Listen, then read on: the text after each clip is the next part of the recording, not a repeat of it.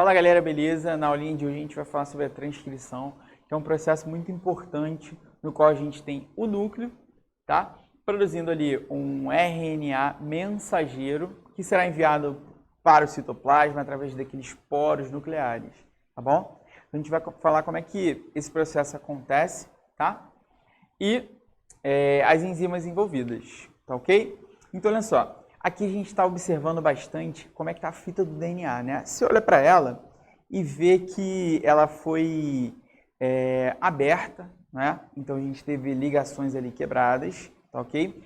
E você está observando que tem uma enzima ali, tá? Essa enzima é chamada de RNA polimerase. A RNA polimerase ela vai se ligar na fita do DNA e ela vai começar a sintetizar os nucleotídeos, tá? Para que a gente comece a produzir uma fita do RNA mensageiro ali, tá ok? Como é que a gente sabe o local em que a RNA polimerase tem que se ligar? Existe uma região antes do gene chamada de região promotora. Essa região promotora, ela tem uma série de proteínas que acabam se ligando nela, chamadas de fatores de transcrição. Os fatores de transcrição indicam para a RNA polimerase o local em que ela deve se ligar. Então, a partir daí, ela faz a sua ligaçãozinha e começa a síntese da molécula de RNA, tá ok? Bom, a gente sabe que existem partes do material genético que vão originar no nosso RNA mensageiro regiões não codificantes, tá? Essas regiões não codificantes, elas são chamadas de introns, beleza? Os introns, eles precisam ser removidos para que a gente consiga fazer um RNA mensageiro processado e para que a gente consiga enviar ele para o citoplasma para que ele possa ser lido por um ribossomo.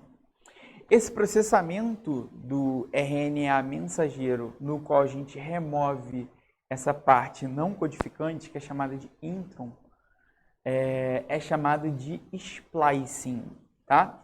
Então, como a gente está vendo aí, ó, a gente remove os introns e une a parte codificante, que é chamada de exon, tá? Olha só. Opa, passei o slide, voltei, tá? Deixa eu ver se tem... Esse slide aqui que eu queria, olha só, gente. O intron, ele tá ali, ó, vem uma série de proteínas, tá ok? Que vão se acoplar nesse intron, tá? E aí elas vão remover, tá? Esse pedacinho de material genético, tudo bem? Deixando apenas o RNA maduro. E assim ele pode ir para o citoplasma para ele conseguir ser lido e assim produzir as proteínas, tá ok? Nesse slide aqui eu queria falar com vocês sobre os tipos de RNA que existem, tá? O RNA mensageiro, que ele é responsável pela produção das proteínas, tá ok? A gente encontra também o RNA transportador, que é um tipo de RNA que ele transporta aminoácidos para dentro do ribossomo, para que ele consiga fazer o quê? A síntese das proteínas. E existe o RNA ribossomal, o RNA ribossômico, né? O RNA ribossômico ele fica lá dentro de uma estruturazinha chamada de nucleolo. O nucleolo é uma estrutura que fica dentro do núcleo. Se você olhar ele em alguma questão, você vai ver que é uma manchinha mais escura dentro do núcleo. O nucleolo ele contém um RNA ribossômico que vai servir para quê? Para fazer parte da composição dos ribossomos, tá? Então os ribossomos vão ter na sua composição RNA ribossomal mais proteínas, tá ok?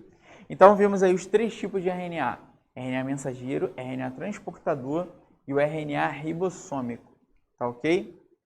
Vimos o nosso splicing, que é o processamento de um RNA mensageiro, tá? E é isso, galera. É isso que a gente tinha para conversar hoje sobre a transcrição, tá? E na próxima aulinha a gente vai começar a falar sobre tradução, tá? Antes de a gente terminar essa aulinha, queria só comentar sobre um último assunto com vocês, que é a quantidade de poros nucleares. Cada célula ela tem no seu núcleo uma determinada quantidade de poros nucleares. Dependendo da atividade celular que ela tenha, a gente vai encontrar mais poros ou menos poros. Por exemplo, uma célula da epiderme, ela tem a função de revestimento. Ela não vai ter uma função secretora. Então, comparado a um neurônio que está o tempo inteiro produzindo neurotransmissores, a gente tem que entender que essa célula, ela tem, o neurônio vai ter muito mais poros do que a célula epitelial, tá?